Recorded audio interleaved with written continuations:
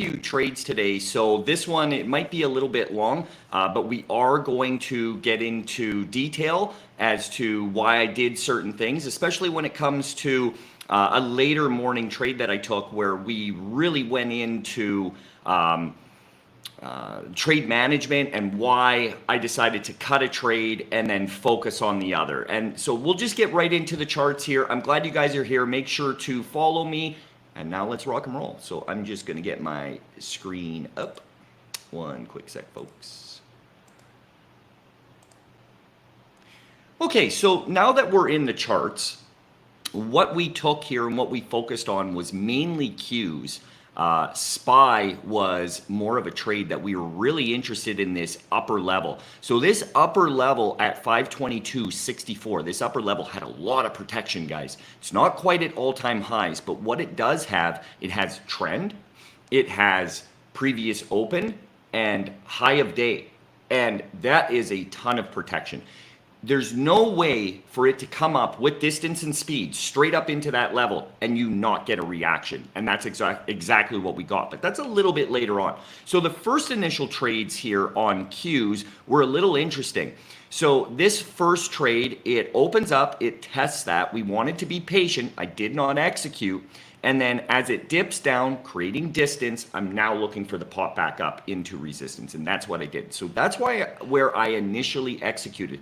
Now I took a small size starter and that's why I continued to work the trade. I continued to work the trade because I manage my size on that. I'm very, I'm cautious with that. And the reason why was, if you look at SPY, it's above the previous close. So you have one market above the previous close, one market below the previous close. You see how that kind of creates a little bit of conflicting issues? So, and that's essentially what it was. So once it continued up, I knew that I'm still protected by this upper level. I don't freak out in trades like this. I know I'm early. I didn't apply any size. And that's where you see once it comes up into that, getting close into that level, I apply more pressure with my trade, meaning I execute, I average in, and then that last one is confirmation right there. It's confirming weakness, okay? So that's where I added in, pay myself, get green on the trade, beautiful trade, locking in $2,250. Now I took a secondary trade here on Qs, the exact same trade, but then I was more patient with a different strike. I went with the 444s, closer into that level. And I actually ended up locking in quite a bit more than this P&L at $695 on that trade. You'll see a secondary entry down here, and that's where it whittled back that profit, and I was completely okay with that. Now that trade ended up working. You can see I stopped out and then it immediately went up or came down because I was in puts. I'm looking for a short. And I'm completely fine with that. The reason why I cut that is I wanted SPY. I wanted to apply pressure on SPY because I could apply pressure. I can get a lot more size in on SPY than I can on Qs. If Qs comes up into this level, which that's where I executed, right? As soon as it starts coming up, I kind of made a mistake. So I made a mistake taking that trade. I originally was going to trade both, but screw that. I'd rather get more size, way more size on one that has way more protection. So that's why I cut this trade right there. So now let's go on to the SPY trade. You can see, if I were to zoom in a little bit, there's quite a few entries there. I am working into a larger position on this. So as it comes up with all of that protection, I am hammering that size, okay? And that's what I did. Now, I wouldn't call it hammering that size. There wasn't that much, but there was more than enough to create a really nice trade on a morning where I already did really well. So on that, worked that size in, as you can see on the entry there, and then started paying myself into the first natural area, which is right at my crosshairs. That's why you see all of these this profit taking, and then I'm just patient on the rest, right down into the previous close, which is target.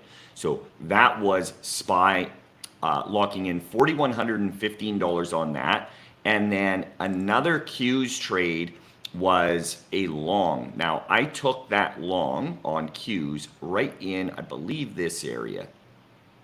is it this? No, this area right here. Sorry, guys. So after I took that short and it starts working back down into the previous close, there's a very valid trade.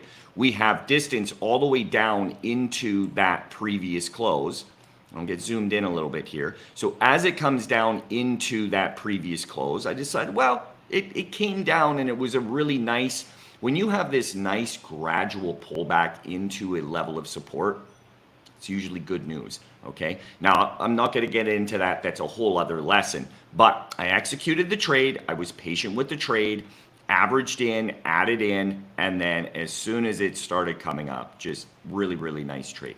Now, I was looking to get it back into high of day. It ended up coming into the first natural area, and that's why you see all of those exits right there.